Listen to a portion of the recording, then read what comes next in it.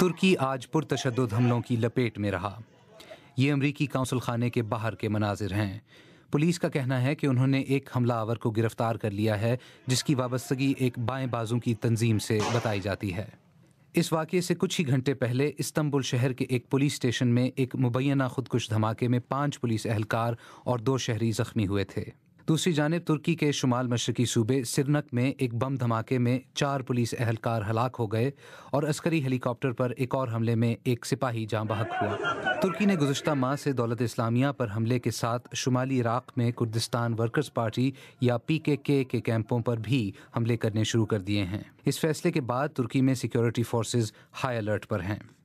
PKK نے ترکی پر الزام لگایا ہے کہ وہ کرد جنگجوؤں پر حملے کر کے دولت اسلامیہ کو تحفظ فراہم کرنے کی کوشش کر رہا ہے۔ یاد رہے کہ کرد جنگجو شام اور عراق میں دولت اسلامیہ کے خلاف لڑ رہے ہیں اور اس میں خاطر خواہ کامیابی بھی حاصل کی ہے۔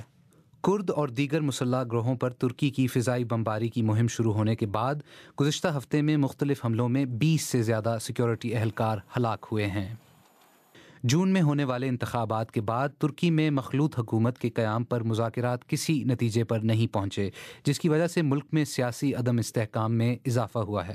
مبصرین کا کہنا ہے کہ امن و امان کی بگڑتی ہوئی صورتحال کے باعث ترکی میں سیاسی استحکام کی ضرورت اب اور بھی لازمی ہے۔ زیاد ظفر، BBC نیوز۔